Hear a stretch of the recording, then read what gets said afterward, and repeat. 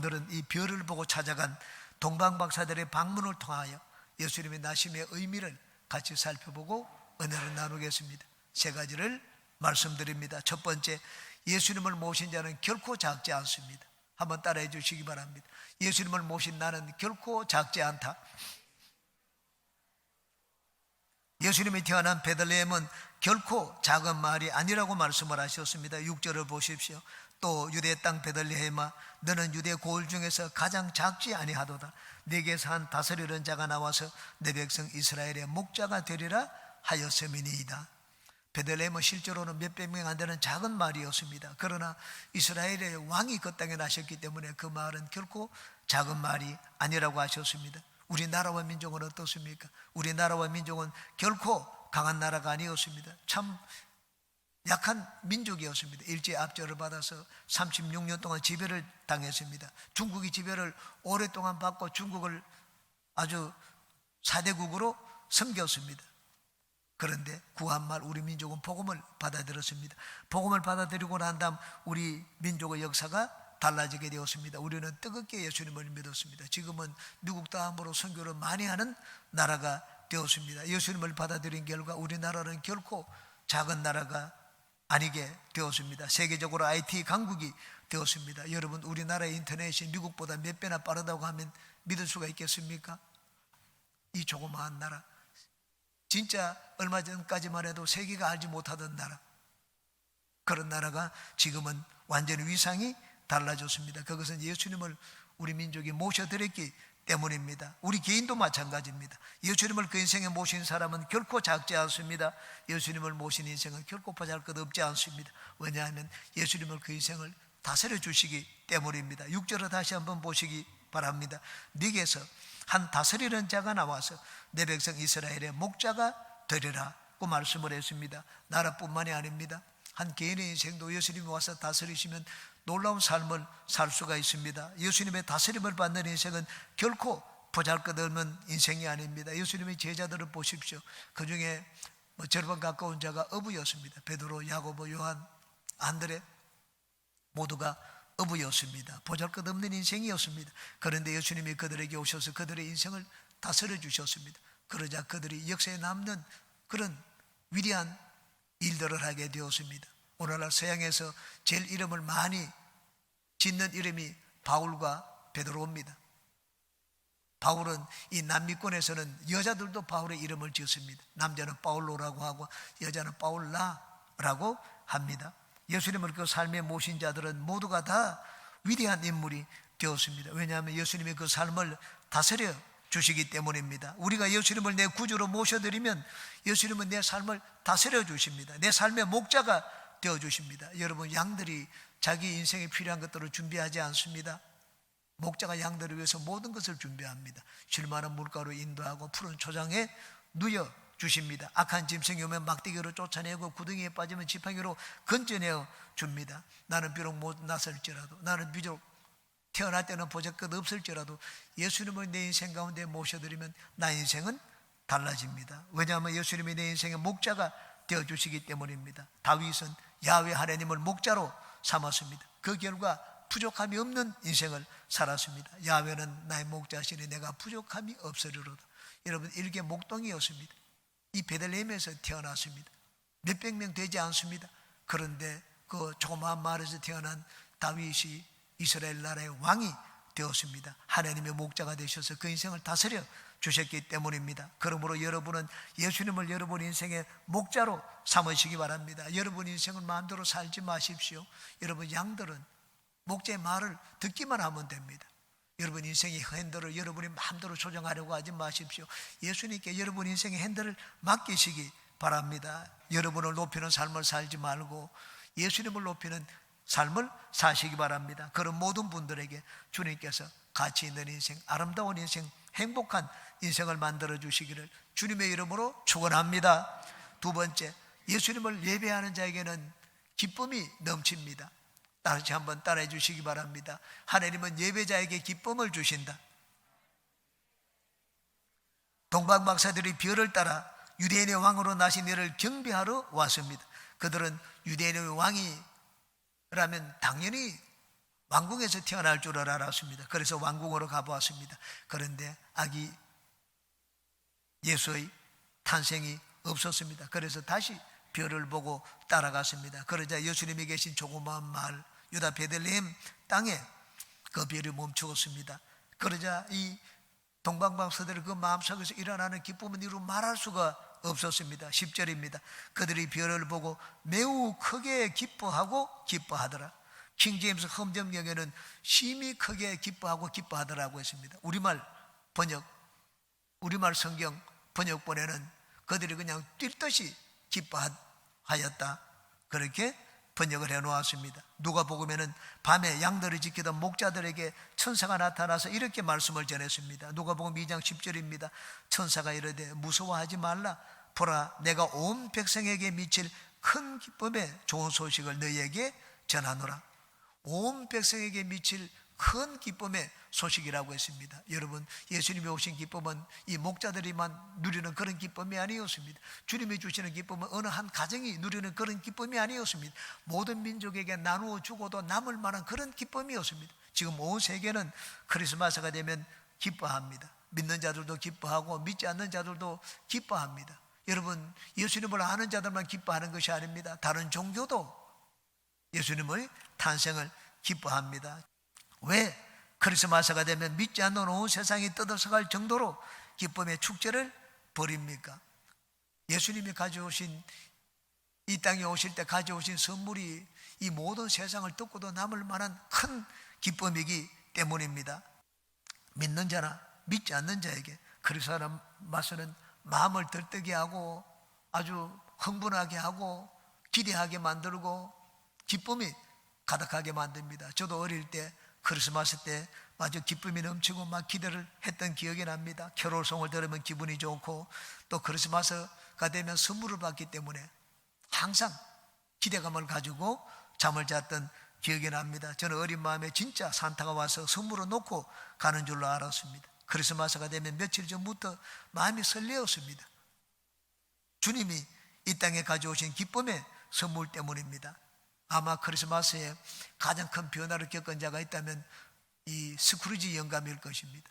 저는 어릴 때, 지금은 이 영화를 거의 보지를 못합니다. 제가 어릴 때는 뭐 틀어줄 영화가 없어서 그랬는지 항상 이 크리스마스 캐롤, 찰스 디킨슨이 이 지은 크리스마스 캐롤을 영화에서 그것을 보여주었습니다.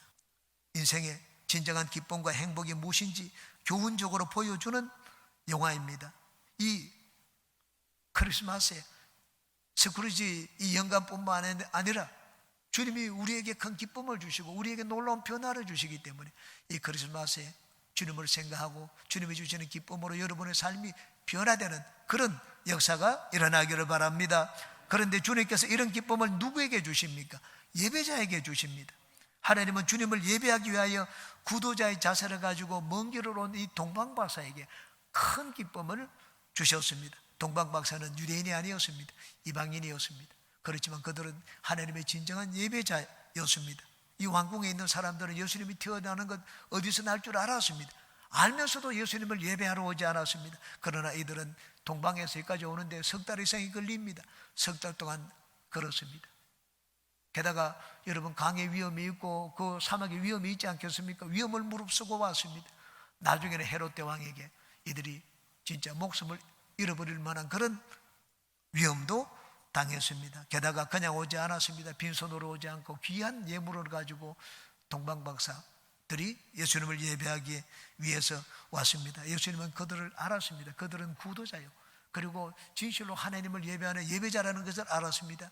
예수님 앞에 나왔을 때 그들에게 하나님은 세상에서 얻지 못하는 큰 기쁨을 그들에게 주었습니다. 하나님은 오늘날도 마찬가지입니다. 하나님은 예배자에게 기쁨을 주십니다. 초대교회 때 예루살렘 교회가 성령으로 충만했습니다. 그래서 그들은 매일 예배를 드렸습니다. 낮에는 성전에서 예배를 드리고 저녁에는 집에서 가정 예배를 드렸습니다. 주님이 그들에게 주신 것은 기쁨이었습니다. 어떻게 그들이 그렇게 할 수가 있었습니까? 기쁨이 넘쳤기 때문입니다. 사도행전 2장 46절입니다. 날마다 마음을 같이하여 성전에 모이기를 힘쓰고 집에서 떡을 떼며 기쁨과 순전한 마음으로 음식을 먹고 라고 했습니다. 그들은 기뻤기 때문에 여러분 아침 저녁으로 예배를 드리는 것 이 주하다고 생각을 하지를 않았습니다. 빌립 집사가 사마리아 지방에 가서 복음을 전하자 많은 사람들이 예수님을 믿었습니다. 병고침을 받고 그 몸에 붙어있던 귀신들이 다 떠나갔습니다. 복음을 받아들인 결과 성경은 그 성에 기쁨이 넘쳤다고 기록을 하고 있습니다. 사도행전 8장입니다. 빌립이 사마리아 성에 내려가 그리스도를 백성에게 전파하니 무리가 빌립의 말도 듣고 행하는 표적도 보고 한 마음으로 그가 하는 말을 따르더라. 많은 사람에게 붙었던 더러운 귀신들이 크게 소리를 지르며 나가고 또 많은 중풍병자와 못 걷는 사람이 나으니 그 성에 큰 기쁨이 있더라. 하나님 앞에 나오는 자들에게 주님은 기쁨을 주십니다. 아무 상관도 없고 여러분 세상 살이하는 사람들에게 주님이 기쁨을 주신다고 하지 않았습니다. 예배자에게 주님은 기쁨을 주십니다. 그런데 예배자에게 주시는 이 기쁨은 파라독스의 기쁨입니다. 역설적인 기쁨입니다. 더 가져서 얻는 기쁨이 아니라 내 것을 드리고 바치는 것에서 얻는 기쁨입니다. 동방박사는 아기 예수에게 경배를 하기 위해서 자기의 귀한 것들을 바쳤습니다. 시간을 바치고 물질을 바치고 그들의 목숨까지 위험을 느끼기도 했습니다. 하나님은 주님을 위하여 자신의 것을 드리기를 아끼지 않는 그들에게 큰 기쁨을 주셨습니다. 여러분 세상이 주는 기쁨은 어떤 기쁨입니까? 내가 더 받아가지고 더 누리고 내가 소유해서 얻는 기쁨입니다. 그러나 주님이 주시는 기쁨은 그렇지 않습니다. 내가 손해를 보고 희생을 하는 자에게 주시는 기쁨입니다. 주님은 박해를 받는 자에게 그런 기쁨을 주시겠다고 약속을 하셨습니다. 마태복음 5장입니다. 나로 말미암아 너희를 욕하고 박대하고 모든 거짓으로 너희를 거슬러 악한 말을 할 때는 기뻐하고 즐거워하라. 기뻐하고 즐거워하라고 했습니다. 하나님이 그런 자에게 기쁨을 주시기 때문입니다. 하늘에서 너희의 상이 큼이라. 너희 전에 있던 선지자들도 이같이 박해하였느니라. 주님이 이 땅에 오실 때 가져오신 기쁨은 파라독스의 기쁨이었습니다. 높은 자들에게, 가진 자들에게, 왕궁에 있는 자들에게 기쁨을 주시지 않았습니다. 밤을 새우며 양들을 지키는 목자에게, 낮은 자들에게 그런 기쁨을 주셨습니다. 자기 백성에게 그런 기쁨을 주시지 않았습니다. 이방인들에게, 동방박사에게 그런 기쁨을 주셨습니다. 더 가져서 얻는 기쁨이 아니라 내 것을 나누고 희생하고 섬기는 자들에게 기쁨을 주셨습니다. 그러므로 우리가 주님이 주시는 이 기쁨, 예수님이 이 땅에 오시면 때 가져오신 이 기쁨을 우리 삶 가운데 체험하고 누리기 위해서는 우리도 파라독스의 삶을 살아야 됩니다. 예수님은 우리를 살리기 위해서 생명을 내놓았습니다.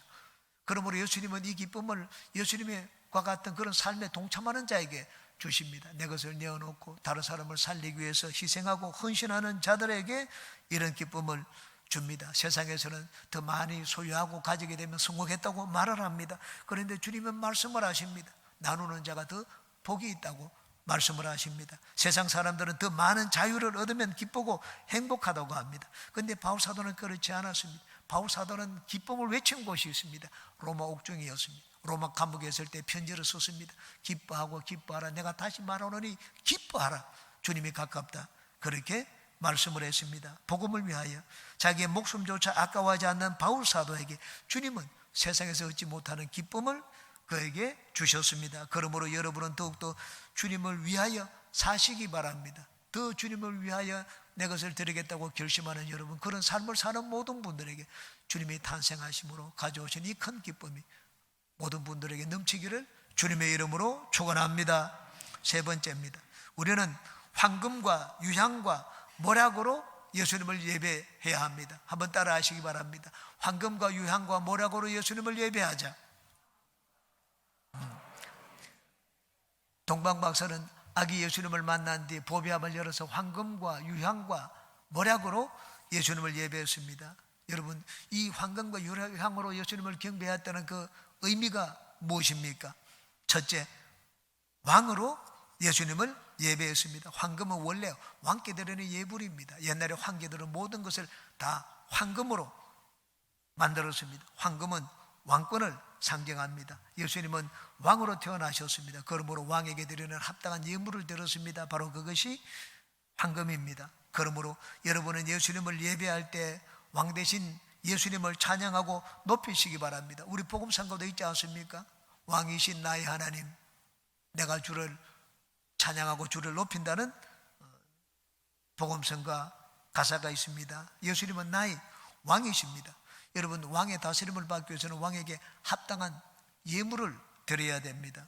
여러분, 11조는 예수님의 왕권을 인정하는 표시입니다. 아브라함은 조카 롯이 이 그돌로 오멜의 동맹군에게 붙잡혀 갔을 때 자기 사병을 데리고 갔습니다. 318명 사병을 데리고 조카를 구출하기 위해서 갔습니다. 밤새도록 며칠 길을 따라가서 마침내 그돌로 오멜의 동맹군을 격파하고, 그리고 빼앗겼던 건 다 되찾아오고 더 많은 전리품까지 얻어가지고 왔습니다. 돌아오는데 왕의 골짜기에서 살렘 왕 멜기세덱이 나와서 그를 맞이해 주었습니다. 그리고는 떡과 포도주를 가지고 아브라함을 축복해 주었습니다.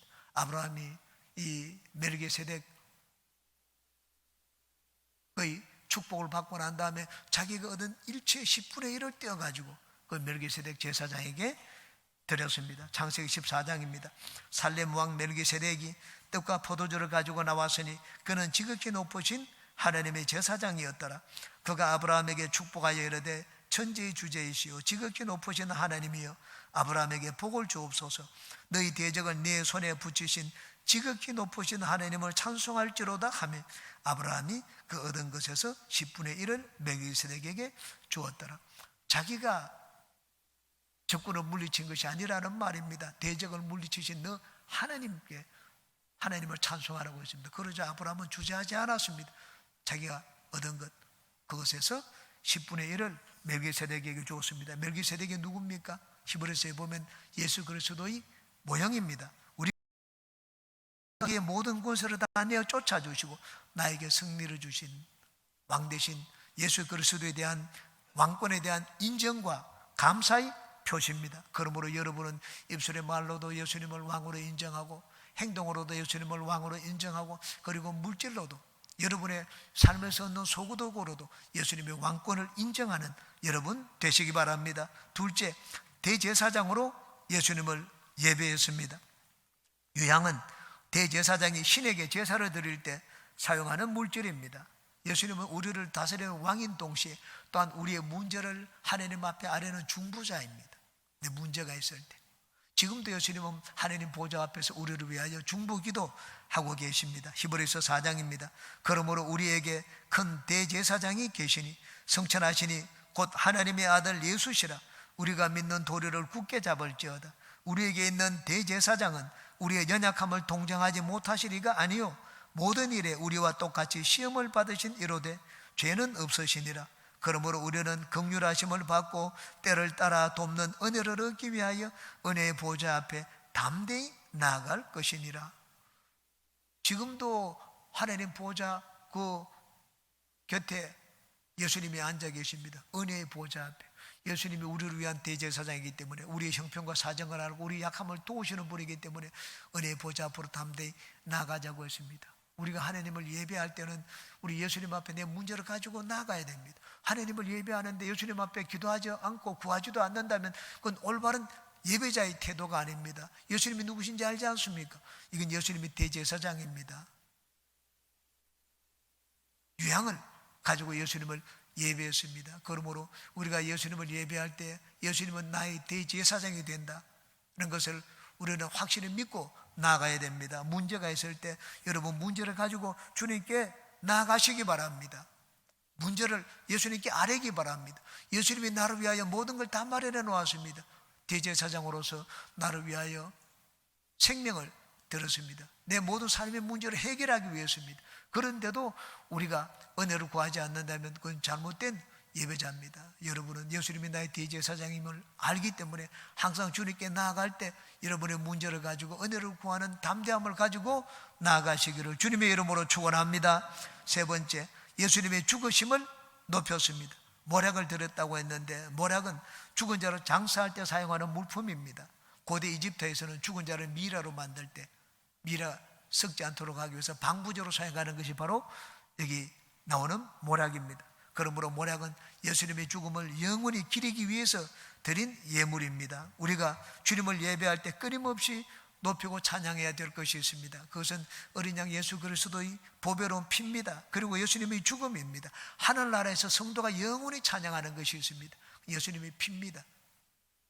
요한계시록에 보면 하늘에서 네 생물과 그리고 24 장로들이 그 앞에 보좌 앞에서 예수님을 찬양합니다. 그 찬양하는 내용이 이렇습니다. 계시록 5장입니다. 그들이 새 노래를 불러 이르되 두루마리를 가지시고 그 인봉을 떼기에 합당하시도다. 일찍이 죽임을 당하사 각 족속과 방언과 백성과 나라 가운데에서 사람들을 피로 사서 하나님께 드리시고 그들로 우리 하나님 앞에서 나라와 제사장들을 삼으셨으니 그들이 땅에서 왕노릇 하리로다 하더라. 하늘에서 여러분 모든 성도들이 찬양하는 것은 어린 양 예수 그리스도의 죽음과 피공로입니다. 어떻게 죽음이 찬양과 경배와 높임의 대상이 됩니까? 바로 그것은 예수님이 죽으심으로 나를 살리셨기 때문입니다. 예수님은 내가 죽을 자리에 대신 죽으셨습니다. 예수님이 죽으심으로 이제는 내가 하나님의 심판을 받지 않고 하나님 앞에 서게 되었습니다. 예수님이 죽으심으로 나는 영단번에 생명을 얻게 되었습니다. 그러므로 우리가 찬양하고 높이고 예배하는 예수님은 죽으신 예수님입니다. 십자가에 달리신 예수님입니다. 마리아가 예수님을 잉태했을 때 천사가 나타나서 수태고지를 했습니다. 마리아가 그 말을 들을 때 왕으로 나신 분이기 때문에 이스라엘의 목자로 다스리는 자로 나셨기 때문에 얼마나 기쁘겠습니까? 여러분 내가 대통령을 잉태했다고 생각을 해보십시오. 얼마나 기쁘겠습니까? 그런데 내 마음이 칼로 찌르는 그런 고통을 받을 것이라고 했습니다. 왜? 이 아들은 죽기 위해서 태어났다고 희생제물로 태어나셨기 때문이라고 했습니다. 여러분 우리가 얻는 구원은 예수님의 희생으로 말미암아 얻은 구원입니다. 십자가 구원입니다. 우리 구원의 은혜가 어디서 흘러나옵니까? 예수님의 십자가에서 흘러나옵니다. 동방박사는 왕으로 나신 예수님을 만나기 위해서 처음에는 왕궁으로 갔습니다. 그런데 그곳에 없었습니다. 비천한 곳, 보잘것없는 곳 베들레헴에 계셨습니다. 여관에도 있을 곳이 없어가지고 말구에 누워 계셨습니다. 오늘도 우리가 만왕의 왕, 만주의 주가 되신 예수님을 만나기 위해서 나가야 될 곳이 있습니다. 사람들이 찾지 않는 곳입니다. 사람들이 고개를 흔드는 곳입니다. 예수님이 십자가에 달렸을 때 모든 사람들이 전부 고개를 흔들었습니다.